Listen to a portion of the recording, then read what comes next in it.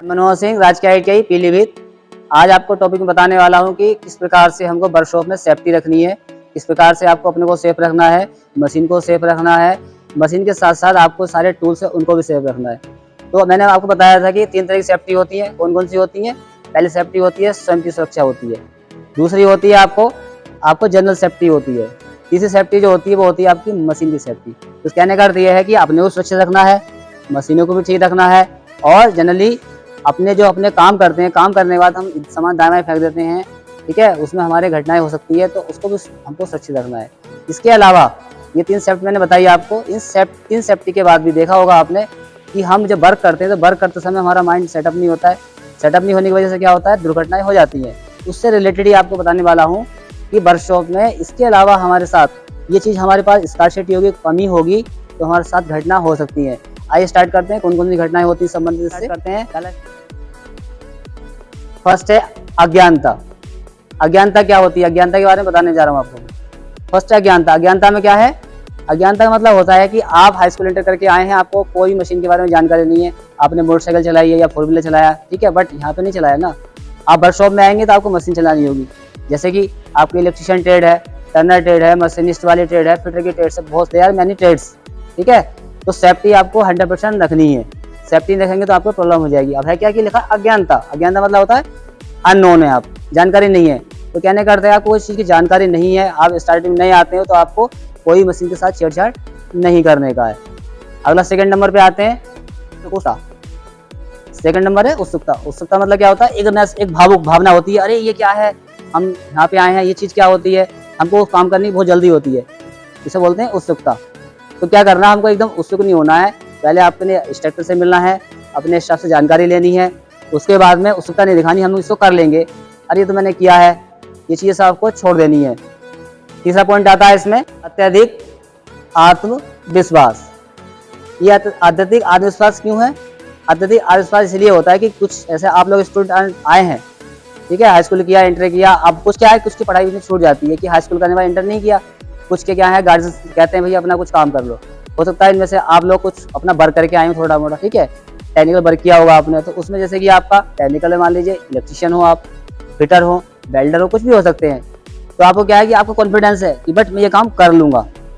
होता क्या है कि हम और कॉन्फिडेंस हो जाते हैं और उस काम को कर नहीं पाते। देखिए प्रैक्टिकल लाइफ में और जनरली आपने कोई काम किया उसकी लाइफ में फ़र्क होता है। दूसरा हमारे यहाँ भी फ़र्क होता है कि क्या होता है कि हम भाषा कोई बोलते हैं, यहाँ हमारी भाषा अलग है, यहाँ पर टेक्निकल भाषा है। जैसे कि स्क्रू ड्राइवर को हिंदी में क्या बोलते हैं अपने जनरली? पेचकस बोलते हैं। और चीज़ें होती हैं, ड्रिल होता है हमारे, हम बोलते हैं ड्रिल, और देहाती भाषा में या जनरल भाषा में क्या बोलते हैं उसको बोलते हैं बर्मा। तो फ़र्क हो गया ना उस चीज़ में। तो हम कह रहे हैं भाई ड्रिल लेके आओ, वो कुछ समझ नहीं पा रहा है, उसने हमको बोला कि बर्मा दीजिए हमको काम करने के लिए, तो हम उसकी बात नहीं समझ पा रहे हैं। तो क्या है, ये प्रॉब्लम्स हो जाती हैं, इन प्रॉब्लम को हमने होल्ड कर लिया। यह है हमारा नंबर 4। अब इसमें भी दुर्घटना के लिए कमी, ये बहुत खास पॉइंट है। आपको यू हैव नो इंटरेस्ट, रुचि की कमी। होता क्या है कि आपने क्या किया, ट्रेड आपको इलेक्ट्रिशियन चाहिए थी, आपने टर्नर मिल गई, टर्नर चाहिए थी आपको मिल गई मशीनिस्ट, या मशीनिस्ट चाहिए थी आपको मिल गई प्लम्बर। तो क्या होगा, आप एडिशन तो ले लेंगे क्योंकि गार्जियंस कहेंगे भाई आप ITI कम से कम करो। तो आपको you have more than interest, आपको मोर देन इंटरेस्ट है ही नहीं। हमने बताया बेटा जाओ लेथ मशीन पे काम करो, या इलेक्ट्रिशियन वाले ने कहा जाओ बेटा ये तार छील लो। अब आप जबरदस्ती छीले पड़े हो या जबरदस्ती उल्ट काम कर रहे हो, उससे क्या होता है कि मास्टर कहेगा अरे तुम ये काम ना करो, हम बच जाएंगे उससे। ये रुचि कमी होने से क्या होता है, रुचि कमी होने से लैक ऑफ कॉन्फिडेंस, और हमारे लाइफ में हमारा जो अनुभव है वो शेयर नहीं हो पाता है और हम कुछ सीख नहीं पाते हैं। रुचि कमी से कितना काम होगा आपका, जो आप अटैम्प्ट करना चाहते हैं चीज़ वो अटैम्प्ट नहीं कर पाएंगे और मन से चीज़ को कर नहीं पाएंगे। क्योंकि मैं भी ऑलरेडी कई चीज़ कर चुका हूँ, मैं ऑलरेडी B.Ed भी हूँ, मास्टर डिग्री आपकी CTI भी किया हूँ, AutoCAD डिजाइन का कोर्स भी किया हूँ। अब मैं ये कहता कि मैं ये करूँगा ही नहीं, वो करूँगा ही नहीं, तो आपको बेसिस आपको चीज़ें रखनी चाहिए। आपको रुचि कमी नहीं होनी चाहिए, जो काम कर रहे हैं उसमें पूरा interest, you have full interest होना चाहिए। उससे की फ़ायदा हुआ कि लाइफ में आपके बहुत ज़्यादा वो काम में आएगी। जैसे कि JP अब्दुल कलाम थे, उनको क्या में इंटरेस्ट था कि आने वाले समय में जॉब करूँगा और उसके बाद में रिसर्च में जाऊँगा। तो आज वर्ल्ड में उनको सब लोग जानते हैं कि अब्दुल कलाम खुद से कितना रिसर्च किया उन्होंने, वो मिसाइल मैन के नाम से चलाए। ऐसे बहुत से साइंटिस्ट हैं हमारे देश में जिनका बहुत नाम है, उनको उस चीज़ में ही रुचि थी, ठीक है। अगला चलते हैं अनुशासनहीनता, डिसिप्लिन। अनुशासनहीनता ये सबसे आपका बैड मैनर है आपके अंदर। ये आपका अनुशासनहीनता आपकी दुर्घटना के लिए बहुत ज़्यादा ही कोऑपरेट करेगा। क्योंकि अनुशासनहीनता में क्या होता है, कुछ बच्चे हमने देखा कि यहाँ काम करते रहते, दूसरा बच्चा आया, उसमें क्या किया, उसके सुई चुबो दी, पिन चुबो दी, या उसके खोपड़ी कुछ मार दिया, ठीक है, उससे कान पे जाकर तेजी से कुछ बोल दिया। तो क्या है, ये डिसिप्लिन नहीं है आपका। आपको किसी भी संस्थान में, हाई स्कूल करें, इंटर करें, बीए पीएचडी करें, जीवन में अनुशासन नहीं है तो आप यू आर फेल, आप बेकार है। प्रकृति का क्या है, अनुशासन है, तभी हमारा संसार चल रहा है। जैसे कि सूर्य समय पर निकलता है, चंद्रमा समय पर निकलता है, प्रकृति में सारी चीज़ें समय पर निकलती नहीं निकलती हैं, फसलें हमारी समय पर निकलती हैं। तो क्यों हम चीज़ को नहीं अपनाते हैं, उसको कोई क्यों नहीं ऑपरेट करते उस चीज़ को। हमें वो चीज़ ऑपरेट करेंगे तो हम जो है जीवन में सफल होंगे, ठीक है। आइए इसके बाद आता है 6 नंबर। 6 नंबर पे लिखा है ओवर टाइम्स। अभी आपने देखा कि ये हम वर्कशॉप में काम करते हैं तो ये सारी चीज़ें हैं, अज्ञानता है, उत्सुकता है, अत्यधिक आत्मविश्वास है, रुचि की कमी है, डिसिप्लिन आ गया। और इसके बाद है ओवर टाइम। ओवर टाइम जो वर्क है, ये ओवर टाइम वर्क हमारा किस में आता है, ये आप ITI कर चुके हैं, उसके बाद कंपनी में जाएंगे तो ये वहाँ पे लागू होगा। यहाँ पे लागू नहीं होगा। यहाँ पे लागू इसलिए नहीं होगा क्योंकि ओवर टाइम आपसे कराना नहीं है हमको। आपको तो ट्रेनिंग हम देंगे, ट्रेनिंग आपको करानी है, आपको करनी है ट्रेनिंग, ठीक है। जितना आप ट्रेनिंग करेंगे, टेक्निकल लाइन में जितना प्रैक्टिकल वर्क करेंगे, उतना आपका हाथ साफ होगा। हाथ साफ मतलब आपको उतनी नॉलेज होगी। कंपनी में जाएंगे तो आपको परफेक्टली नॉलेज है तो आपको एंट्री है, आपको नॉलेज नहीं है तो आपकी एंट्री नहीं है। क्योंकि आप एक कहावत है कि पूत के पाँव पालने में ही दिख जाते हैं।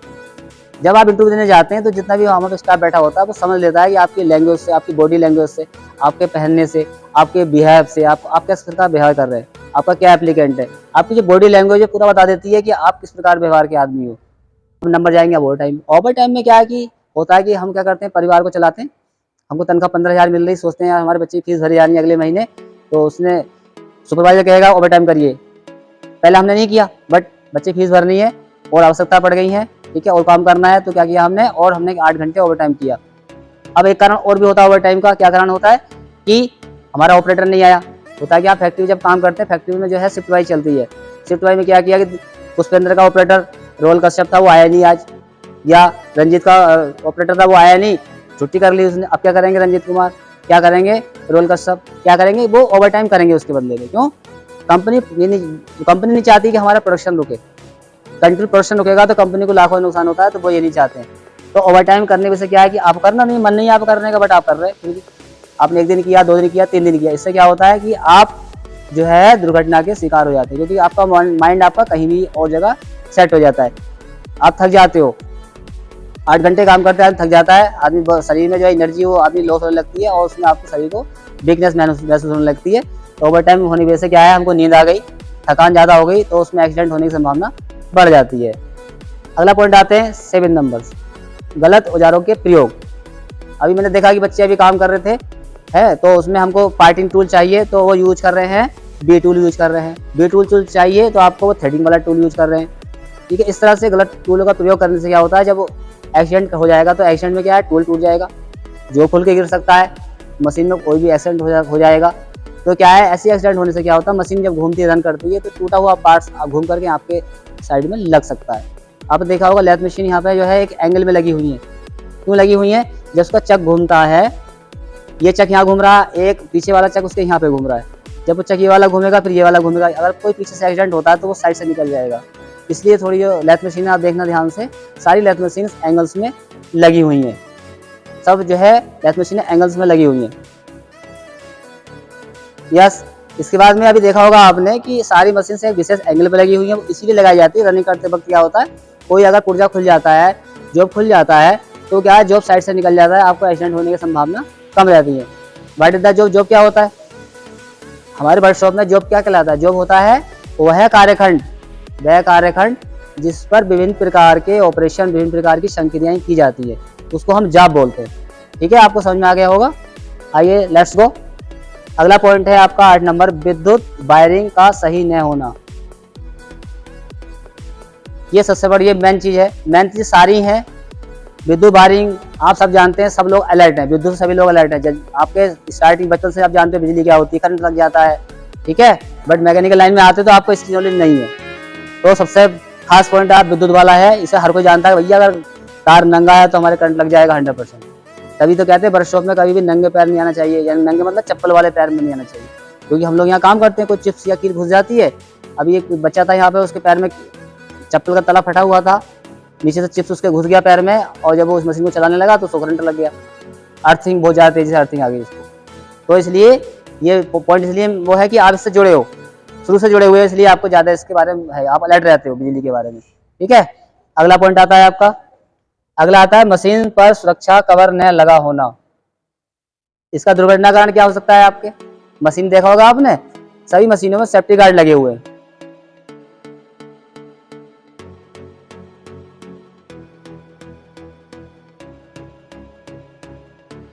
यस, इसके बाद में स्टार्ट है अपना अगला पॉइंट है 10 नंबर पे, गलत योजना। ये बता चुका मशीन सुरक्षा कवर न लगा होना। अगर सेफ्टी गार्ड नहीं लगे होंगे तो इससे भी हमें नुकसान है। हम लोग सामने बैठ खड़े होते हैं, कोई कूलेंट डाल रहा है कोई प्लानिंग देख रहा है, तो उसमें क्या है कि जो छीलन निकलेगी वो आपके कपड़ों पे आएगी, आपकी आंखों पे आ सकती है। इसलिए कहते हैं कि काम करते वक्त काम करने वाला और उसके पास खड़े वाला जो सहयोगी है, दोनों को चश्मा गूगल से लगाना चाहिए। इसलिए लगाना चाहिए ताकि चिप्स या छीलन कोई गिरे नहीं, या कोई वेल्डिंग वाला काम कर रहा है तो वेल्डिंग में भी लगाना पड़ेगा आपको, उसके पास वाला भी, सहयोग वाला भी, क्योंकि उसमें होते स्पार्किंग होती है। ठीक है ना, इस तरह से सेफ्टी प्रिकॉशन बहुत ही जरूरी है और दुर्घटना से हम लोग बच जाते हैं। इसके बाद में आता है गलत योजना। क्या है कि हम गलत योजना रॉन्ग प्लानिंग करते हैं। रॉन्ग प्लानिंग में क्या, मैंने आपको ड्राइंग दी बनाने के लिए, जैसे अभी आप एक जॉब बना रहे थे, जैसे देखिए ये आपका ड्राइंग आप दिखा रखी है आपकी, ये टर्नर की है, तो 1 2 स्टेप 3 स्टेप इसमें दिए बनाने के लिए। तो बच्चों ने क्या किया, गलत प्लानिंग कर ली इसमें, उन्होंने समझा ही नहीं इसमें कि स्टेप 1 है कि स्टेप 2 है कि स्टेप 3 है, और कितना डाया है। उन्होंने क्या किया, एक ने 2 mm एक्स्ट्रा बना दिया, इसने 2 mm लंबाई ज़्यादा बना दी, तो गलत प्लानिंग कर ली इसने। अब गलत प्लानिंग करने से भी क्या होता है, अब इतना करने के बाद क्या है, टूलों का गलत इस्तेमाल करते हैं। इस्तेमाल करने से क्या है, एक्सीडेंट की पूरी संभावना हो जाती है। अब ये खांचे बने हुए हैं तो क्या आप इस पर रेती लगा रहे हो, ये नर्लिंग का वाला हिस्सा है, नर्लिंग करने का।